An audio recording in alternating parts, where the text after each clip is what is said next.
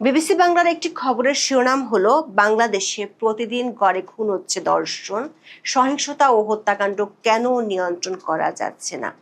এত খুনের মধ্যে সংবাদ মাধ্যম থেকে শুরু করে সামাজিক মাধ্যমে সবচেয়ে বেশি আলোচিত হচ্ছে রংপুরের একটি বাসায় শিক্ষক পরিবারের 4 জনকে নৃশংসভাবে হত্যার ঘটনাটি। আলোচনা বেশি হওয়ার প্রধান কারণ হলো ঘটনার পরপর রকেট গতিতে পুলিশ 2 জনকে ধরে মাদকাসক্ত বলে দাবি করে যেভাবে খুনের রহস্য উদ্ঘাটনের বয়ান তুলে ধরেছে, সে বয়ান নিহতদের পরিবার, রংপুরের স্থানীয় মানুষ থেকে শুরু করে সাধারণ মানুষদের কাছে কাঁচা গল্প বলে মনে হচ্ছে। মাদক সেবনের দৃশ্য দেখে ফেলায় লজ্জা পেয়ে গভীর রাতে একই পরিবারের 4 জন মানুষকে হত্যার যে বয়ান পুলিশ দিয়েছে, তা শুরু থেকেই নানা প্রশ্নের জন্ম দিয়েছে।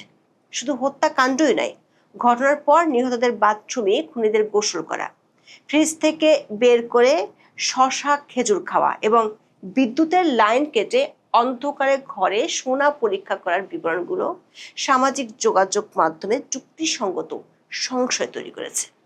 আর এই অসঙ্গতিগুলো নিয়ে যখন ব্যাপক আলোচনা চলছে, ঠিক তখনই বাংলাদেশের একটি বেসরকারি টিভি চ্যানেলে প্রচারিত এই হত্যার ঘটনায় ময়না তদন্তে অংশ নেওয়া ডোম যতীন রায়ের একটি ভিডিও মঙ্গলবার সামাজিক যোগাযোগ মাধ্যমে ছড়িয়ে পড়ে। ভিডিওতে তিনি নিহত প্রীতিলতা চক্রবর্তী ও তার মেয়ে আগামী চক্রবর্তীর শরীর থেকে স্পার্ম পাওয়ার দাবি করেছেন, যেটি ইঙ্গিত করে হত্যার আগে মা মেয়ে ধর্ষণের শিকার হয়ে থাকতে পারেন। ভিডিওটি ভাইরাল হওয়ার পর থেকে মানুষের মনে আগে থেকে পুলিশি বয়ানের কারণে জন্ম নেওয়া সন্দেহ আরও গাঢ় হয়েছে। মানুষের মনে নতুন করে জজ মিয়া নাটকের সন্দেহ দানা বেঁধেছে। বিস্তারিত জানতে চলুন যাওয়া যাক বিশ্লেষণে।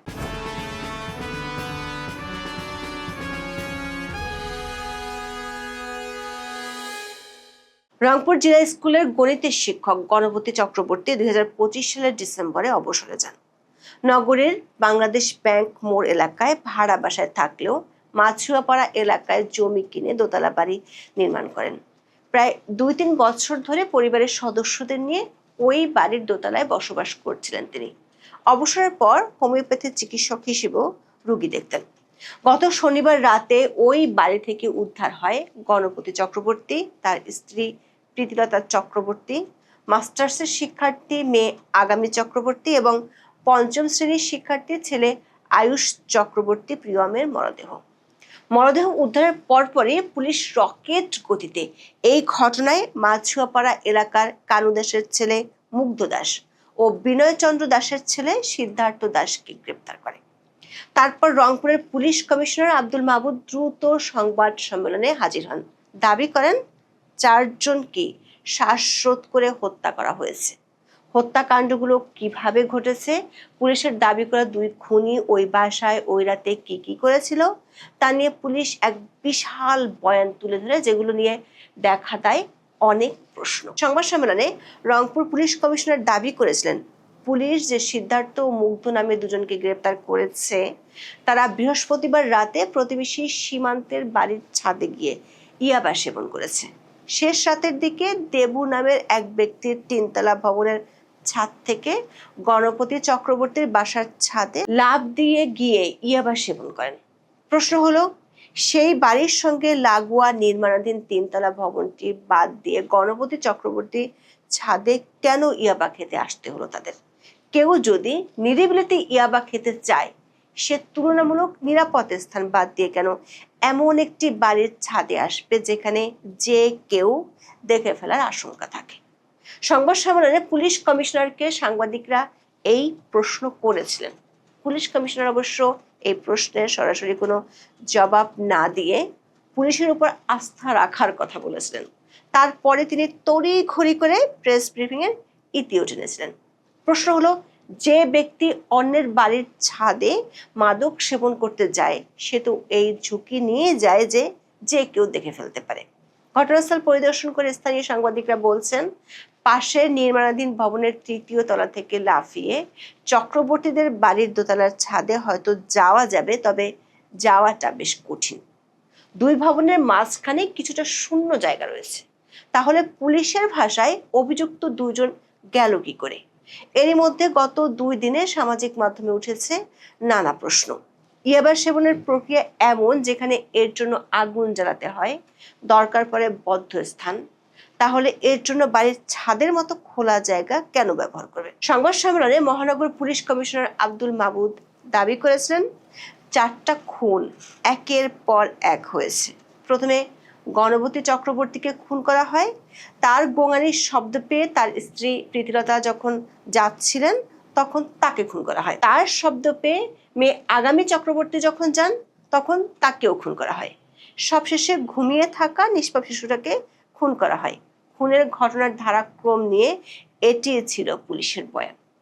পুলিশের দাবি হলো, এই 4 জনকে খুন করার সময় কোনো ধারালো অস্ত্র ব্যবহার করা হয়নি, হয়েছিল গামছা আর শুধু মেয়ে আগামী চক্রবর্তীর ক্ষেত্রে দড়ি বা রশি। পুলিশের এই বক্তব্যকে সত্য বলে ধরে নিলে বলতে হয়, যত দ্রুত গতিতে কোনো ধরনের ধারালো অস্ত্র ব্যবহার না করে 4 জন মানুষকে খুন করা হলো, সেটি গিনেস বুকে জায়গা করে নেয়ার মতো কথা। দর্শক, খেয়াল করে দেখুন, নিহত গণপতির বাড়িটির 2 তলায় থাকতেন তারা। পুলিশের বয়ান বলছে, গণপতিকে খুন করা হয়েছে বাড়ির 3 তলার ছাদে। গণপতির গোঙানির শব্দ শুনে 2 তলা থেকে ছুটে আসেন তার স্ত্রী। গোঙানির শব্দ শোনা আর একটি ফ্লোরের সিঁড়ি ভেঙে যাওয়ার সময়ের মধ্যে গণপতির মৃত্যু নিশ্চিত করে 2 জন তার স্ত্রীকেও আক্রমণ করলো। একেবারে সুপারসনিক গতিতে কোনো ধরনের ধারালো অস্ত্র ছাড়াই রাতের আলোতে তারা খুনটি সেরে ফেললো। পুলিশের বয়ান বলছে, গণপতির স্ত্রী কিন্তু ছাদে পৌঁছাতে পারেননি। পুলিশ বলছে, তাকে খুন করা হয়েছিল সিঁড়িতে। আবার প্রীতিলতা চক্রবর্তীর চিৎকার শুনে ছুটে গিয়েছিলেন তার মেয়ে। অর্থাৎ আরো 1 মিনিটের মধ্যে আরো 2টি খুন সেরে ফেলল পুলিশের ভাষ্য অনুযায়ী এরই মধ্যে ইয়াবা সেবন করা ওই 2 মাদকাসক্ত তরুণ। সময়ের দিক থেকে বিবেচনা করলে পুলিশের বক্তব্যকে অবিশ্বাস করার জন্য সবচেয়ে বড় যুক্তি হলো, পরপর 3টি খুন এত দ্রুত সময়ের মধ্যে কিভাবে করলো খুনিরা, তাও আবার গলায় গামছা পেঁচিয়ে। মেয়ের ক্ষেত্রে পুলিশের বর্ণনাটি ছিল কিছুটা আলাদা। তাকে শ্বাসরোধ করতে রশিও ব্যবহার করা হয়েছে বলে দাবি করা হয়েছে। হত্যাকারীরা তাৎক্ষণিক রশি কোথায় পেল? শুধু আগামীর ক্ষেত্রেই কেন রশি ব্যবহার করতে হলো? গলায় রশি পেঁচালে ঘাড় না ভেঙে চোয়াল ভাঙে, এমন গল্প শুনিয়েছে পুলিশ। অবশ্য রংপুর মেডিকেল কলেজ হাসপাতালের ফরেনসিক মেডিসিন বিভাগের সহকারী অধ্যাপক বাবলু কিশোর বিশ্বাস স্থানীয় সাংবাদিকদের এক প্রশ্নের জবাবে বলেছেন, চোয়াল ভাঙার কোনো লক্ষণ তারা পাননি। যদিও এর আগে পুলিশ কমিশনার চোয়াল ভাঙার কথা ব্রিফিংয়ে উল্লেখ করেছিলেন। দর্শক, রংপুরের সদ্য প্রত্যাহার করে নেওয়া পুলিশ কমিশনারের ব্রিফিং শুনলে আপনার সামনে আরো একটি প্রশ্ন উঠে আসতে পারে। সেটি হলো, পরিবারের 3 জনকে হত্যা করা হয়েছিল, একজন হত্যার সময় অন্যজন দেখে ফেলায়, কিন্তু প্রিয়ম তো ঘুমিয়েছিল, তাহলে তাকে হত্যার প্রয়োজন কেন মনে হয়েছিল হত্যাকারীর? এই প্রশ্নের জবাব অবশ্য পুলিশের কাছে নেই। তার চেয়ে বড় প্রশ্ন, ছাদে ইয়াবা সেবনকারীদের হইচই শুনে গণপতি দৌড়ে গিয়েছিলেন, অথচ 4 জন মানুষকে একে একে হত্যা করা হলো। তারা কোনো প্রতিরোধ গড়ে তোলেননি, তারা একটুও চিৎকার করেননি যে চিৎকার শুনে আশেপাশের কারো মনে কোনো সন্দেহ হয়। অপরাধীদের শরীরে একটা আঁচড়ও পড়েনি। মাছুয়াপাড়ার যে বাড়ি থেকে 4 জনের মরদেহ উদ্ধার করা হয়েছে, সেই বাড়িটির বিদ্যুৎ সংযোগ বিচ্ছিন্ন করা হয়েছিল। তবে হত্যাকাণ্ডের আগে নাকি পরে বিদ্যুৎ সংযোগ বিচ্ছিন্ন করা হয়েছিল সে তথ্য এখনো জানা যায়নি। খবর পেয়ে শনিবার রাতে ঘটনাস্থলে গিয়ে আইন শৃঙ্খলা বাহিনী ওই বাড়িতে বিদ্যুৎ সংযোগ বিচ্ছিন্ন দেখতে পান। পরে তারা পুনরায় সংযোগ চালু করে তদন্তের কাজ শুরু করেন। প্রশ্ন হলো, এইবারে বিদ্যুৎ সংযোগ কখন বিচ্ছিন্ন করা হয়েছিল এবং কারা করেছিল? বিশেষ করে এত রাতে কারা বিদ্যুৎ সংযোগ বিচ্ছিন্ন করলো, সেই প্রশ্নের উত্তর এখনো পুলিশ দিতে পারেনি। 24 আগস্ট এই ঘটনায় নিহত শিক্ষকের বড় ভাই গোপীনাথ চক্রবর্তী বাদী হয়ে রংপুর কোতোয়ালি থানায় একটি মামলা দায়ের করেন। মামলার এজাহারে গোপীনাথ চক্রবর্তী উল্লেখ করেন, বৃহস্পতিবার 20 আগস্ট রাত 11:30টার দিকে ছোট বোন পূজা চক্রবর্তীকে হোয়াটসঅ্যাপে কল দিয়েছিলেন গণপতি চক্রবর্তীর স্ত্রী প্রীতিলতা চক্রবর্তী। কথোপকথনের শুরুতে মেয়ে আগামী চক্রবর্তী তার খালার সাথে কথা বলেন। পরে 2 বোনের মধ্যে 5 মিনিটের মতো সময় ধরে কথোপকথন হয়। পূজা চক্রবর্তী কালবেলাকে বলেছেন, বৃহস্পতিবার রাত 11:30টার দিকে কথা বলার পর তিনি ঘুমিয়ে পড়েন। পরদিন শুক্রবার দেখেন রাত 2:40 তার বোন তাকে হোয়াটসঅ্যাপে কল দিয়েছিলেন, কিন্তু মোবাইলের ডাটা কানেকশন বন্ধ করে রাখায় সেই কল তিনি পাননি। পরবর্তীতে কল ব্যাক করলেও তার ফোনে আর কল ঢোকেনি। তার মানে বৃহস্পতিবার মধ্যরাত 2:40 পর এই ঘটনা ঘটেছে। আবার পুলিশ বলেছে ভোর রাতে এই হত্যাকাণ্ড সংঘটিত হয়েছে। ঘটনা প্রকাশ্যে আসার পর পুলিশের যে দলটি ঘটনাস্থলে গিয়েছিল তাদের ধারণা ছিল ঘটনাটি ডাকাতির ঘটনা হতে পারে। আবার স্থানীয় অনেকে মনে করেন চাঁদাবাজির কারণেও এই ঘটনা ঘটতে পারে। তবে গণপতির আত্মীয়রা বলছেন গণপতির মনে অনেক দিন ধরে এক অজানা ভয় বা শঙ্কা কাজ করছিল। গত বছরের ডিসেম্বরে অবসরে যাওয়ার প্রায় 2 মাস আগ থেকে হঠাৎ করে ঘরের দরজা বন্ধ করে ঘুমানো শুরু করেন গণপতি চক্রবর্তী। তার সঙ্গে 5ম শ্রেণী পড়ুয়া পুত্র প্রিয়ম চক্রবর্তীও ঘুমাতেন। গণপতি চক্রবর্তীর স্ত্রীর ছোট বোন পূজা চক্রবর্তী বলেন, দিদি তার বাসায় এসে হঠাৎ বলেছিল জামাইবাবু ঘরের দরজা বন্ধ করে ঘুমানো শুরু করেছেন। তিনি সম্ভবত কোনো ভয়ে ছিলেন। কিছুদিন আগে থ্রেট পেয়েছিলেন বলে জানিয়েছেন গণপতি চক্রবর্তীর বড় ভাই গোপীনাথ চক্রবর্তীর মেয়ের জামাই বিশ্বজিৎ চক্রবর্তী। বিশ্বজিৎ চক্রবর্তী বলেছেন তার কাকা শ্বশুর তাকে হুমকি দেওয়ার কথা জানিয়েছিলেন, তবে কারোর নাম বলেননি। পরে জানিয়েছিলেন তাদের সাথে মীমাংসা করে ফেলেছে। পুলিশের বয়ান নিয়ে বিতর্কের বাইরে তাদের কর্মকাণ্ড নিয়েও মানুষের মনে সন্দেহ দেখা দিয়েছে। পুলিশ যে 2 জন মুগ্ধ ও সিদ্ধার্থকে দ্রুততার সঙ্গে আটক করেছে, স্থানীয়দের একাংশের দাবি 2 জনের কেউই মাদকাসক্ত নন। সিদ্ধার্থের মা ও বাবা বারবার একই দাবি করেছেন।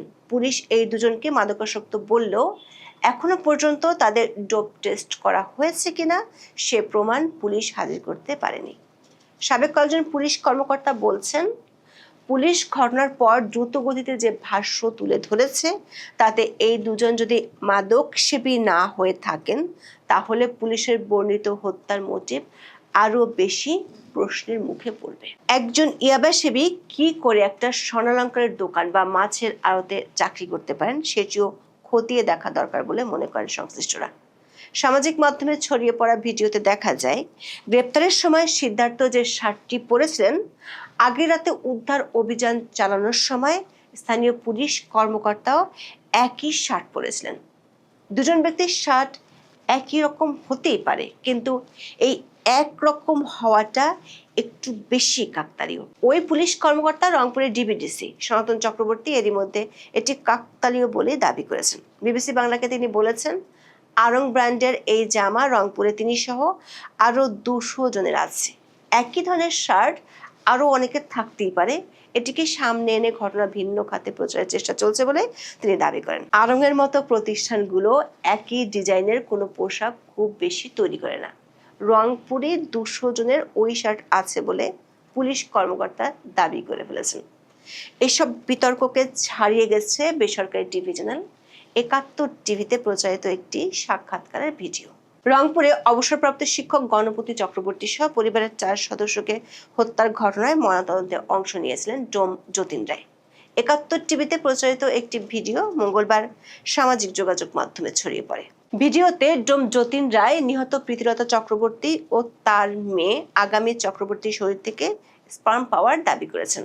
তিনি বলেন, ধর্ষণের শিকার হয়েছেন কিনা সেটি পরীক্ষা করে দেখার জন্য মৃতদেহের শরীর থেকে বেরোনো স্পার্ম সংরক্ষণ করা হয়েছিল। তবে আজকের পত্রিকার কাছে এই বিষয়ে ময়নাতদন্তকারী চিকিৎসক রংপুর মেডিকেল কলেজ ফরেনসিক বিভাগের সহকারী অধ্যাপক বাবুল কুমার বিশ্বাস বলেছেন, ধর্ষণের আশঙ্কায় সংগ্রহ করা আলামত পরীক্ষার পর প্রতিবেদনে কোনো স্পার্ম পাওয়া যায়নি। সরকার একাধিক সূত্র বলছে, পুলিশ যেভাবে বয়ান দিয়েছে এবং সবশেষ ডোমের সাক্ষাৎকার প্রচারের পর বিষয়টি নিয়ে মানুষের মনে শুধু সন্দেহই নয়, ক্ষোভ বাড়ছে। সামাজিক মাধ্যমে অনেকে ঘটনাটির সাথে 2004 সালে বিএনপি আমলে জজ মিয়া নাটকের মিল খোঁজার চেষ্টা করছেন। 2004 সালের 21শে আগস্টের ভয়াবহ গ্রেনেড হামলায় 24 জন নিহত হওয়ার ঘটনায় নোয়াখালীর নিঃস্ব যুবক জজ মিয়াকে গ্রেপ্তার করা হয়েছিল। আবার রংপুরের স্থানীয় মানুষ পুলিশ বা সরকারের পক্ষ থেকে তুলে ধরা বয়ান কোনোভাবেই বিশ্বাস করছে না। কারণ এরই মধ্যে পুলিশের প্রথমে দেয়া কিছু বক্তব্যের সাথে ফরেনসিক বিশ্লেষণের তথ্য মিলছে না। যেমন পুলিশ আগামী চক্রবর্তীর চোয়াল ভাঙার কথা বললেও ফরেনসিক রিপোর্ট বলছে ভিন্ন কথা। নিহতদের আত্মীয় স্বজনরা কোনোভাবেই মানতে পারছেন না পুলিশের বয়ান। নিহত গণপতির বড় ভাই গোপীনাথ চক্রবর্তী বলছেন, সন্দেহটা ওই জায়গায় যে দুইটা লোকের পক্ষে এই হত্যাকাণ্ড করা সম্ভব নয়। 4 জনকে দুইটা লোক মারবে এবং মারার পর তারা সুস্থভাবে ঘুমাবে, বাড়িতে বসে থাকবে, এটা কখনই সম্ভব নয় বলে মনে করেন তিনি। পুলিশের এই বয়ানের বিরুদ্ধে রংপুরে এরই মধ্যে কয়েক দফা বিক্ষোভ হয়েছে। অবশ্য এরই মধ্যে সরকার ড্যামেজ কন্ট্রোলের জন্য অতিশয় আবেগে সংবাদ সম্মেলনে কেঁদে ফেলা পুলিশ কমিশনারকে রংপুর থেকে সরিয়ে দিয়েছে। কিন্তু প্রশ্ন হলো, হত্যার আগে পুরো পরিবার, বিশেষ করে 2 নারী ও শিশু সন্তানকে যেভাবে নির্যাতনের অভিযোগ সামনে আসছে এবং সেটির সম্পর্কে মানুষের মনে যে ধারণা তৈরি হচ্ছে, সে বিষয়ে পুলিশ নতুন করে কোন বয়ান হাজির করবে? কারণ এরই মধ্যে জনমনে প্রশ্ন দেখা দিয়েছে, পুলিশ ও সরকার ভিন্ন কিছুকে আড়াল করার চেষ্টা করতে গিয়ে বয়ান সাজাচ্ছে না তো? এই প্রশ্ন আরো উঠেছে, এর কারণ নিহতরা সনাতন হিন্দু ধর্মাবলম্বী। নানা কারণে বাংলাদেশে ধর্মীয় সংখ্যালঘুদের উপর নির্যাতন যে নতুন কিছু নয়, সেটি অস্বীকার করা যাবে না। দ্রুততার সাথে পুলিশের অবিশ্বাস্য এক বয়ান, জমের ভিডিও ভাইরাল হওয়ার পর ধীরে ধীরে এসব প্রশ্ন বড় থেকে আরো বড় হয়ে উঠেছে। এখন এ পর্যন্ত। সবাই ভালো থাকুন, সুস্থ থাকুন, নিরাপদে থাকুন। দেখা হবে আগামী পর্বে।